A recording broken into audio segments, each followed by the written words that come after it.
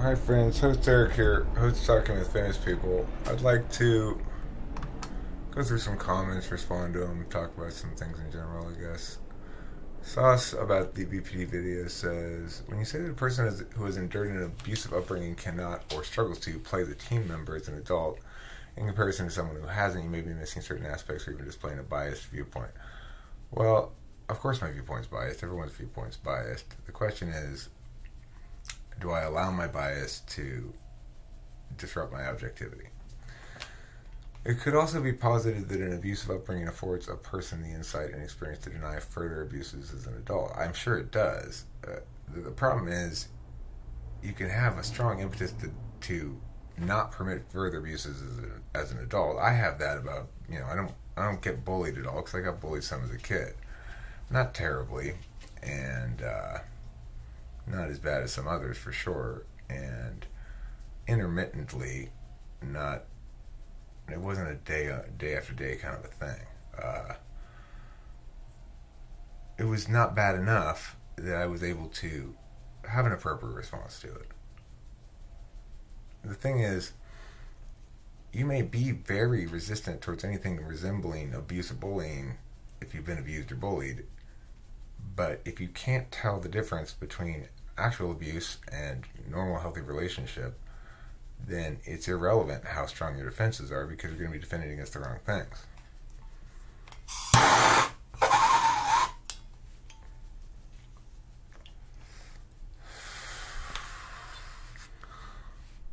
It may also be the reason why you believe the team should always be supported even though you do not like the decisions being made. I don't think the team should always be supported. I think that being a team player means being a team player, and that to the extent that if you don't want to be on a given team, then you need to leave that team. It's about being fair and honest with people and the team, right? If I am going to play receiver for your team and agree to be on the team and want to be on the team and say all that stuff and then betray the team by acting against it, I need to leave the team before I betray it, It's not... This stance can be equally as damaging to a relationship as any more reserved stance tempered by abuse. You must accept the situation. You must work with me on this. I'm not saying that anybody must... I'm not saying Kimberly must work with me on something to be okay, or for me to be okay. I'm saying this is what a healthy relationship looks like. If you want to engage in a healthy relationship with me, then that means instead of opposing me and assuming I'm opposing you, we default to affording each other the benefit of the doubt. And it's up to her whether she wants to choose that or not. But the fact that those choices are exclusive and important seems to me shouldn't be in any dispute. Pushing this standpoint may not be actually working with any team in mind. They may be simply pushing their own viewpoint and struggling to understand why the other does not want to accept it. That's certainly possible, but that's the great thing about parsing is we can both agree where the other person's right and we're wrong. So, it's like if they're trying to express their viewpoint and I'm hearing them, repeating back to them what their viewpoint is, agreeing with components of it, and taking exception with other components, then I'm obviously not just pushing my own viewpoint. I'm trying to be fair. My viewpoint is I'm trying to be fair. I'm trying to be decent. I'm trying to put the other person's interest as forefront in my mind as I can. I may have, point two, from your explanation of your interaction, it sounds like you may be trying to coerce cooperation. I may be, indeed. No, I don't disagree with that. I may be trying to coerce cooperation. It doesn't come naturally, so I'm going to try to finagle it, And I get that I can't coerce cooperation, but I want to position Kimberly so she can make a real choice. She wants to make pretend choices between cooperation or... It's like, what I'm saying is, here are the realities. You have a choice to make, and to be decent to me means to make a choice, one way or the other, about something. Or to explain why there's some other option available. I'm not trying to trap people. I do. Well, let me continue reading. Listen to the kind of language you're using. She doesn't want to concede anything. She doesn't want to get scolded. Those are true statements. Yeah, it does sound like a team play, for sure. Absolutely, in my honest opinion, within a romantic relationship, that scolding needs to occur sometime. Sometimes. I don't think I should seek to scold. I seek to resolve. If you're avoiding resolution, then tell me you don't want a solution and you don't like me or something. But either let's work together or be honest with me that you don't want to or something. But don't just continue to try to avoid the conversation. She wants to bust my balls all the time and never get her own balls busted. This, among other things, indicates me a power struggle. There is a power struggle. There absolutely is. I'm saying let's have an equal relationship where we're kind to each other and treat each other well. Let's have a romantic relationship that's not a it's not a battle. It's not about who wins and loses. We both win when we both are agreeable. By your own admission, you're a difficult and challenging person to live with. I may have admitted that, but it's not true. I'm incredibly easy to be with, frankly. I'm super fair, super nice, super kind, super positive. I'm all those things. I mean, that's just the reality of it. In a romantic relationship, I've been a lot less that way with my friends and stuff lately, and in large part because it's such a struggle getting a person with BPD to sync with reality.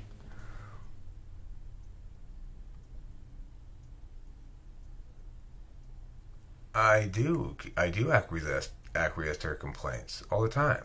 Anytime she has anything valid, I acquiesce to it. Anything that I can find anything I'm doing wrong, I do it. That's missing the point.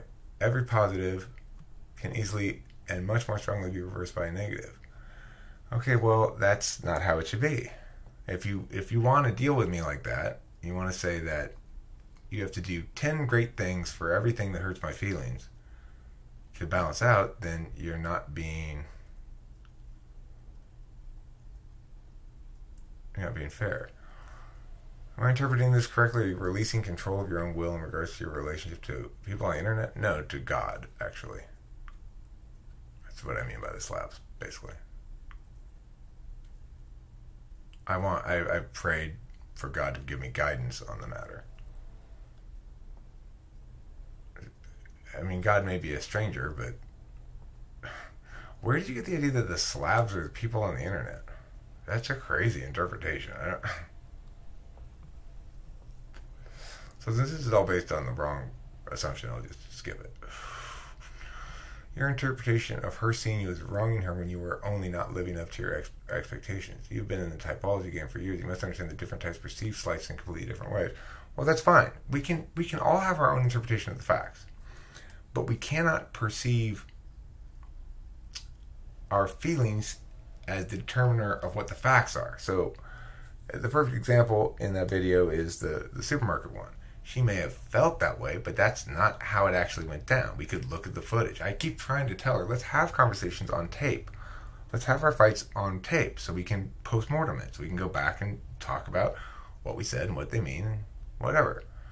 It's not my perceived notion of her damage. Listen, Sauce, I accept that her feelings are equally valid as anybody's. And there's also something called the truth. And the truth matters a lot. It matters a lot more than feelings in any context.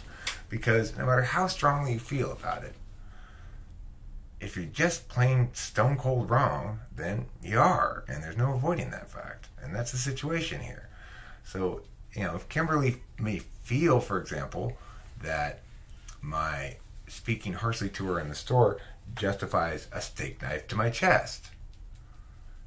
But it's not my perception then that her behavior is unacceptable.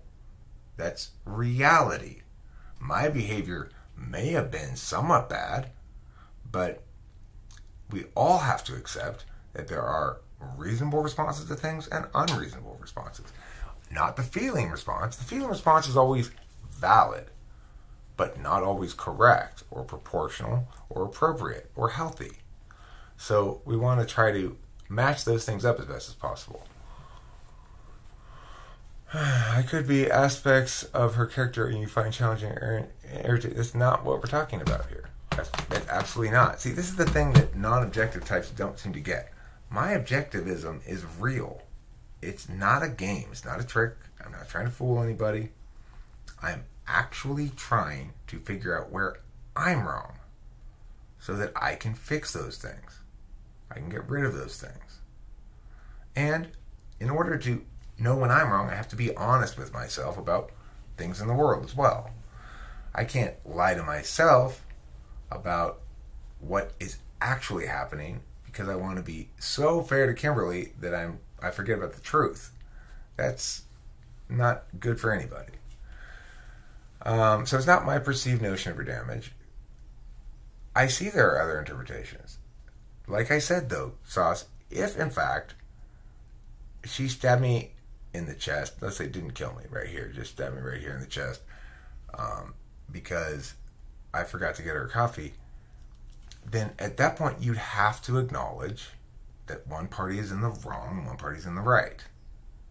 So you don't have access to enough data, and that's not your fault, that's mine and Kimberly's fault. I don't put out a lot of, there's shit tons of stuff I don't put out here. I'm putting it out here this way because, well, for a lot of reasons. I mean, one, I want to address the fact that there's definitely been a large-scale movement against me in the sense that Eric's too argumentative. He always thinks he's right. He yells over people, whatever, blah, blah, blah. And one of the impacts of that is I am determined to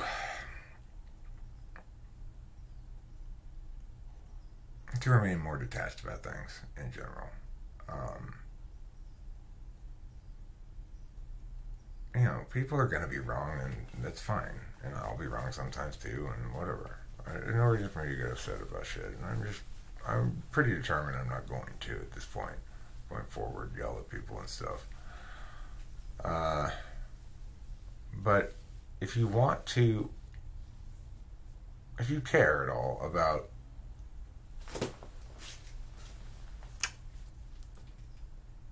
what's true or growth or health or anything like that, then you'll consider that maybe in this case my interpretation is exactly right, and maybe what I'm perceiving as damage is actually damage, and they're not just things I find challenging or irritating through my own lens that I want to correct. They're actually damage. She actually has borderline personality disorder. She's a petulant subtype. She's about as textbook as you can get. I've been reading about it. I couldn't sleep. I got up at 3 a.m. because, you know, it's like when we went to bed last night, I said, well, Kim, can you just answer some questions truthfully and straight at me and stuff like, how do you feel about blah? I can't answer them honestly or you'll get mad. I said, no, Kim, you can answer them honestly. I won't get mad when you answer me. I get mad when you don't answer me. I get mad because I'm trying to use, the thing is this, I have needs in a relationship as well. Not as many as Kim, and that's fine. But I need to know that she understands that my feelings matter too. So last night when she told me this and then insisted we go to sleep before explaining what she meant, I said, okay, well, we'll talk about it in the morning. I conceded again. I said, okay, well, we'll do it your way. I'll respect your feelings. This morning I went in there and I said, let's get up a little bit early this morning because I really want to have this conversation. I've been thinking about it all night. I'm feeling very emotionally engaged in the topic and I need some sort of resolution about it. It didn't matter to her. She sent me out of the room. Absolutely not. I cannot talk to her until after she finishes work today. That might sound reasonable, and it's not entirely unreasonable, but it comes on the heels of an endless series of things like that, where my feelings simply don't matter to her. And Sauce, if you want to talk about other interpretations, talk about that. Tell me that some people's feelings don't matter. That it's okay to shit on them all the time and ignore what they want and just take. That if you want to tell me my feelings don't matter and I should stop feeling anything and just go along with it, and that's a fair other interpretation, I guess. But don't try to tell me that I'm not being objective about things. It's just plain flat wrong. The one thing that TI allows me to do as a tool function is to be honest, be objective, and to self-criticize. I'm very good at it.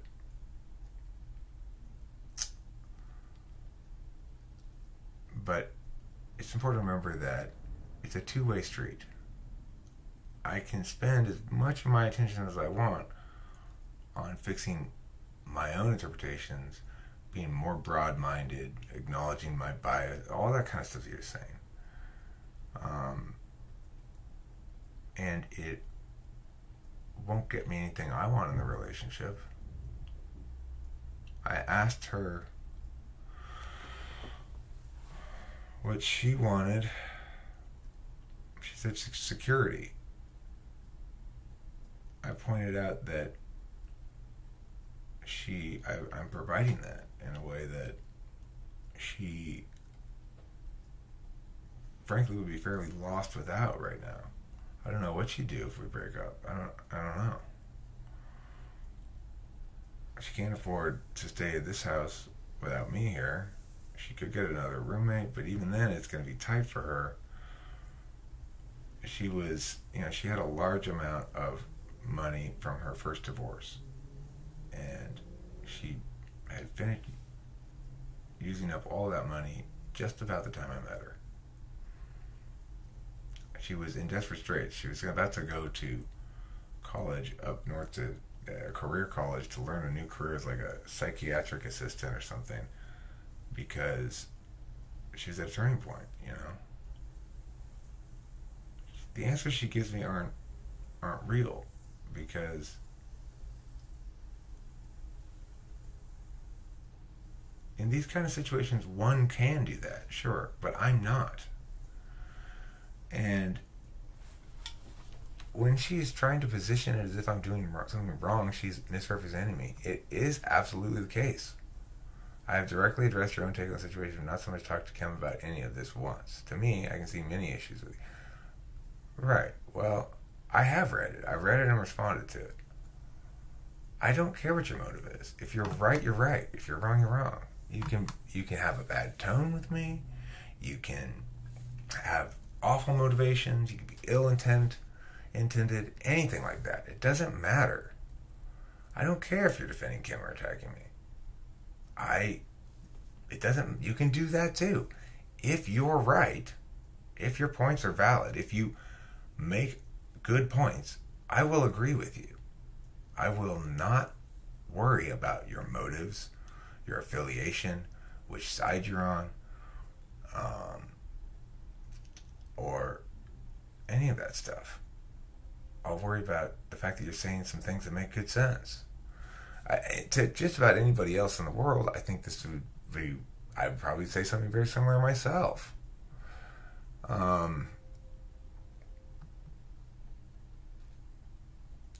Wronging somebody is not a matter of perception. And I explained this to her last night. I think I got through to her about it.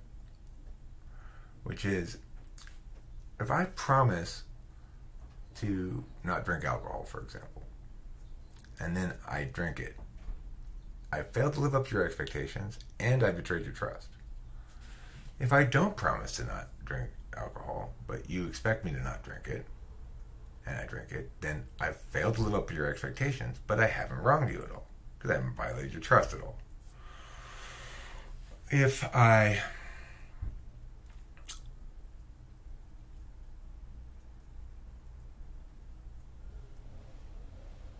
mean, you've got to understand that to commit a wrongdoing against somebody, you have to commit a wrongdoing against somebody. You can't just be, right? So it's like,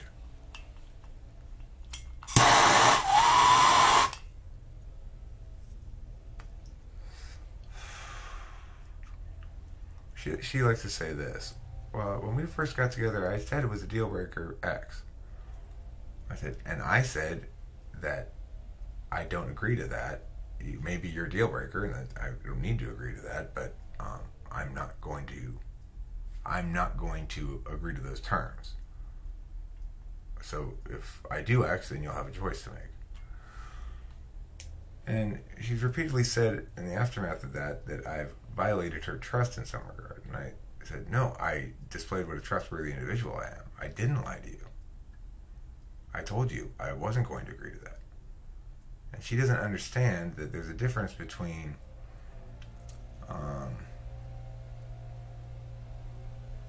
wronging somebody and failing to live up to your expectations.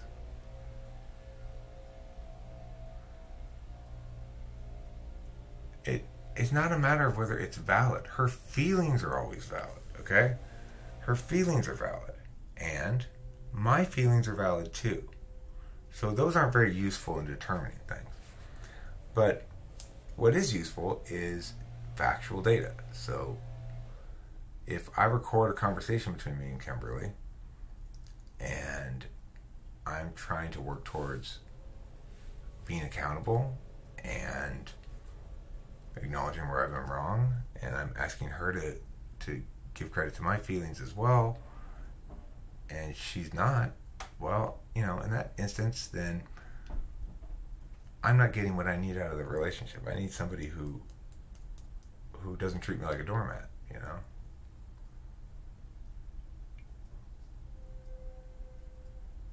You don't have to, it doesn't translate into that. This basically translates into you must live under my perceptions of what is right and wrong all the time. It absolutely does not. I am an excellent listener. I've read everything you said. I've heard it all. And I pointed out some places where it's false or falls short. If you were to say to me, no, Eric, it does mean you must live under my perceptions of what is right and wrong at all times, then you'd have to argue that agreement is meaningless, because my perceptions change according to the data. I determine whether something's right or wrong based on the actual facts and data and stuff. Now, she doesn't have to agree with me on any given occasion, but she does have to agree with me sometimes, because otherwise that would imply that I'm wrong all the time. And I'm not wrong all the time. So I am not projecting that about my character at all. You are perceiving that about me, and that's fine. You're welcome to perceive me however you wish. I'm just clarifying that that's not how it is. It may be a neater package for you if it were like that, but it's not like that. You want to say that you need her to trust you enough to do your thing. What sort of thing might make it hard to trust somebody? Being fair and trustworthy? I don't think so. Absolutely not. Maybe you're referring to the slab. I'm not talking about that. Kim and I have discussed stuff about what we can talk about, what she feels comfortable with me talking about on the internet. We've had this conversation. Anything that she's asked me not to share on the internet, I haven't. So, and I'm not going to default to assuming she doesn't want me to share something. She needs to have a clear position about what she feels comfortable with me sharing and not. So, and in fact, every time somebody's asked me to not talk about something on the internet, unless I was clearly in opposition to them, I've respected that. I'm actually quite good at keeping confidences.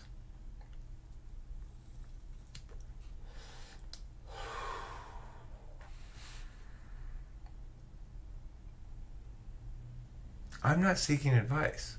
There's quite a difference between seeking discreet advice and what is happening here. I'm not seeking advice. Or you're saying she's not seeking advice. I know that's the problem. I ask her, okay, well, what do you think we can do to help?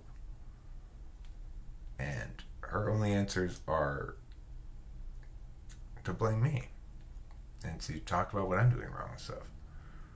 So, yeah, the nice thing about words is they actually have concrete meanings, and we can use them to eliminate some ideas as wrong or false and to embrace others as more right, at least. So, if, in order to have a meaningful conversation about something, we have to agree on the facts, and then we can talk about the interpretations. We might disagree on the interpretations. That's fine. That's reasonable. But we can't each have our own facts if the actual facts are in front of us.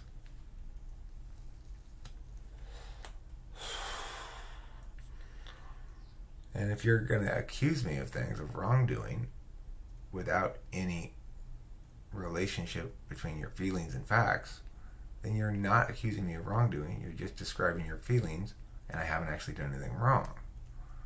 And it's not okay ever to suggest that people who've done nothing wrong objectively, and this is something we can objectively determine, it's not a subjective matter, okay?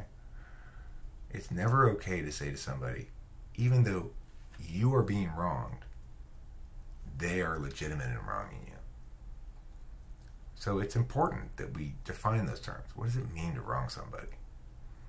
And what doesn't qualify as wronging somebody? If we can't distinguish between those two things objectively, then we can't really have any meaningful conversation about it. And fortunately, we can distinguish between those things. Did I violate some obligation or duty? Did I fail to uphold a value that we agreed was important? Agreement is behind a lot of wrongdoings. So if I'm in full agreement with you that I'm going to be monogamous with you, for example, then if I'm not, I've wronged you. Now, that's not the case with me and Kim. We've both been monogamous, but it's a good example. If I tell you, no, I'm not in a long-term relationship with you, we're just, we just hang out sometimes, friends with benefits or whatever. You don't have to provide the benefits, but I'm not agreeing to those terms of monogamy. Then when I go and sleep with somebody else, I'm not wronging you. I may be failing to live up to your expectations. I may be a dick in some general sense of the word, but I'm not wronging you because I've been honest about what you could expect from me. I'm not deceiving you. And those are things that are factual. Whether or not I then sleep with somebody else is a fact. What it means, we can argue about. But the fact that it happens is a fact. And there are lots of equivalents that are not as significant as cheating, but nevertheless are equivalent in terms of their concrete factual basis versus the feelings one has. So in order to be healthy in a relationship in a TIFE relationship like Kim and I are in, I need to accept the legitimacy of FE, and she needs to accept the legitimacy of TI to the extent that we can. I should, just because it works out better this way. As a matter of symmetry, I should defer to her on FE matters a lot of the time, and she should defer to me on TI matters a lot of the time. The thing is, I actually have... I definitely have worse FE in terms of perception management. Because, you can see this comment. People perceiving me in a less positive light than they used to. And it's because I've been too fighty, too arguey.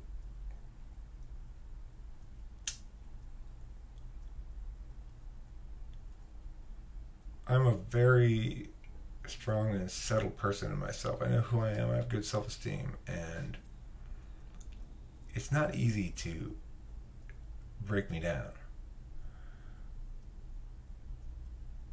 So I really don't feel as though I've internalized any of the excessive criticism, the excessive fault-finding, the devaluing of me that she's regularly doing. I don't feel as though I've internalized any of that. I'm relatively safe from that. But it's hardened my edges a little bit in the sense that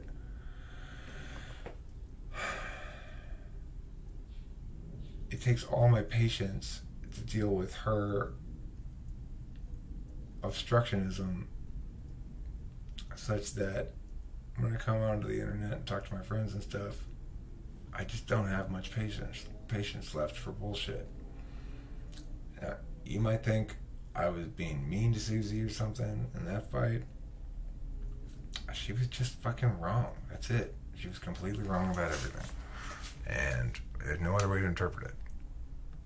It's correct. You know, you can interpret it however you want, but it's not correct. Look at this.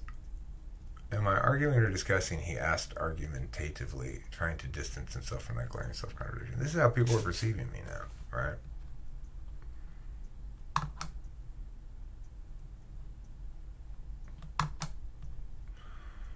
Is this just a tone thing? If I had asked the question discussingly, would I have been contradicting myself? Because, see, question seeking clarification can't contradict anything. After all, a question is not a statement. Now, I could have been less argumentative in my response to that. I could have been like, okay, I get your point. I would have been doing a disservice to Taylor, who should know better, but, you know, maybe it would have gone over better. I don't know. Yes, I've done this. I've shouted, listen to me. I've shouted over people.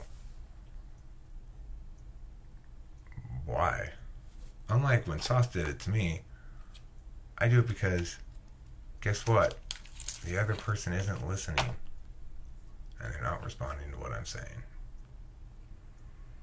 They're trying to avoid making progress intellectually about something, and that's frustrating. It doesn't justify me yelling over them. I'm done with. I feel at the moment anyway, like I'm done with.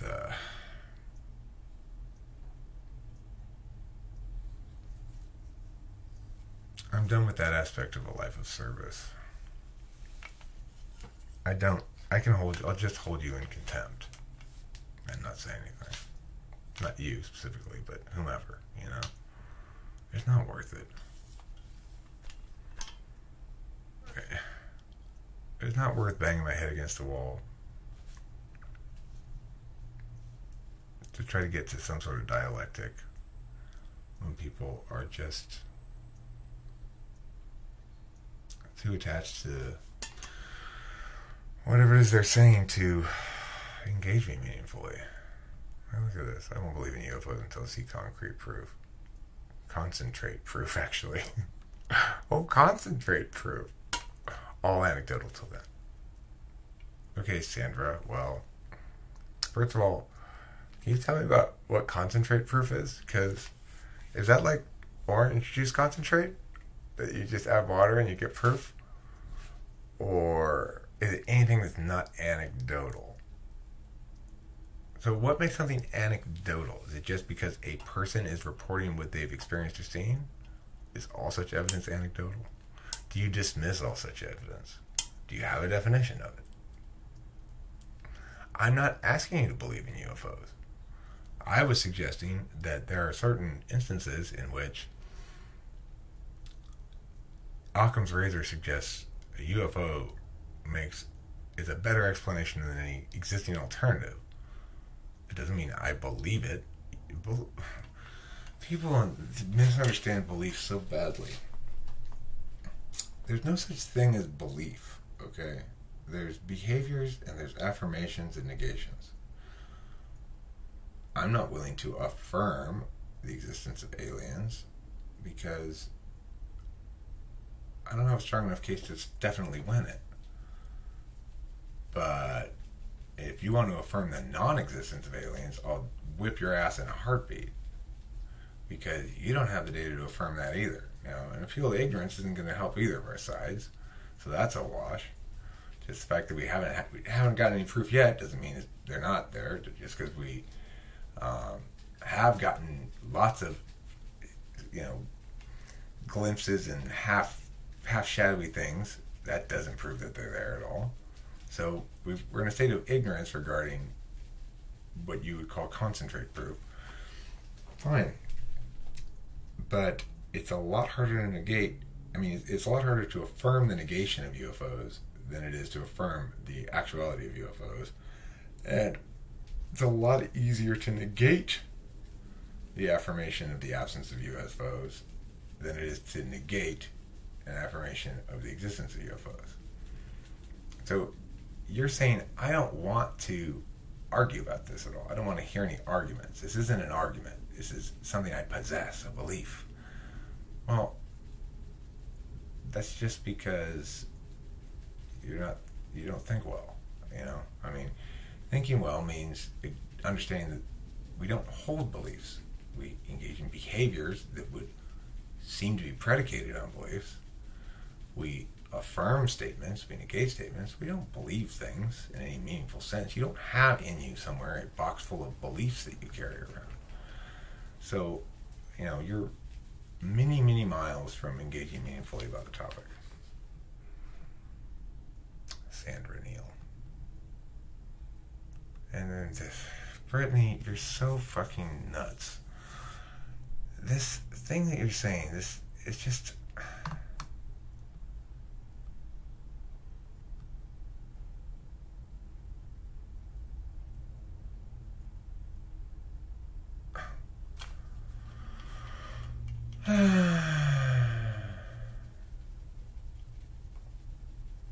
It's just so nutty. This notion that you can measure the speed of thought. I don't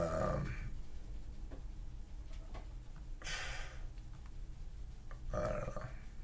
It's nutty. It's more like saying, can we measure the fastest speed of all transportation? As I read in one article. It was enough to make me Google it. Or interested enough, I guess I should say, to make me Google it. Yeah. ENFPs. Don't play by the rules. Play by my rules. Play by everyone's rules, even when they conflict with each other. Because everyone's perspective is equal. Except it's not. You know? It's absolutely not true. So you just kind of have to come to terms with that. I don't know. I can't imagine how awful it must be to have polar TI. It must just be fucking miserable. But I try to help as best as I can and say,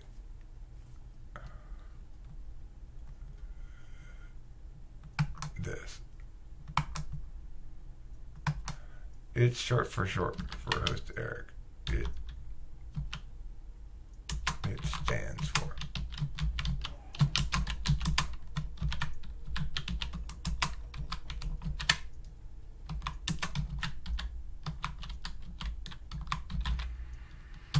No periods, because space in titles is at a premium. It should be noted also that I asked the exact same question when I saw somebody else use it. This is where I got it from.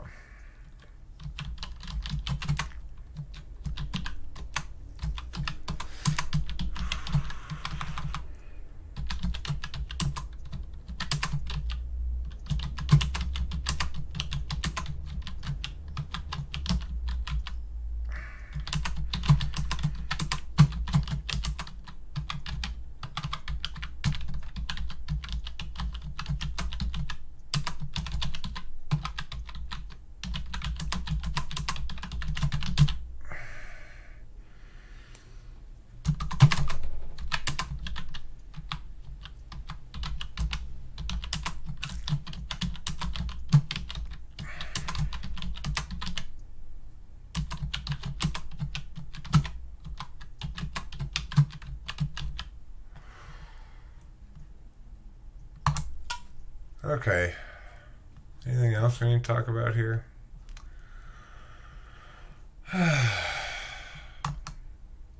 Yeah, I mean, I get that everyone's mad at me or whatever. People think, you know, Taylor sent me some sort of message saying, like, you know, if everybody's saying your shit stinks, Alright, what was it?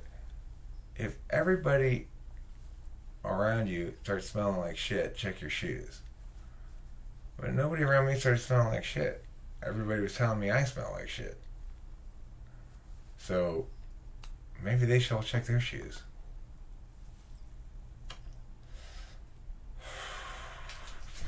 I mean, I don't have a problem with battling people. I don't hold it against them. I don't get mad at them after the fact.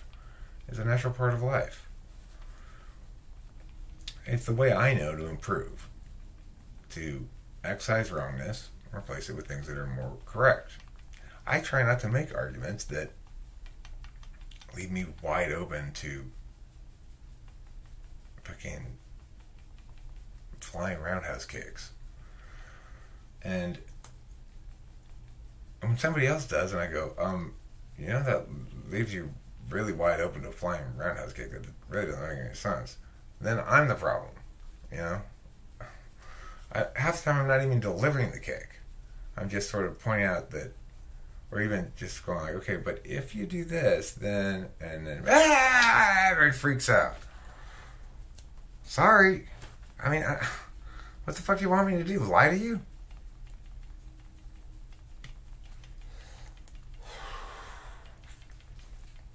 I don't know what to make of it. I could be more pleasant. I'll try.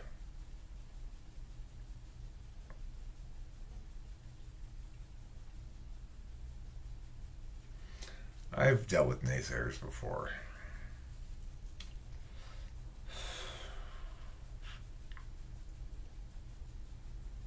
And I'm just not attached that much to anything.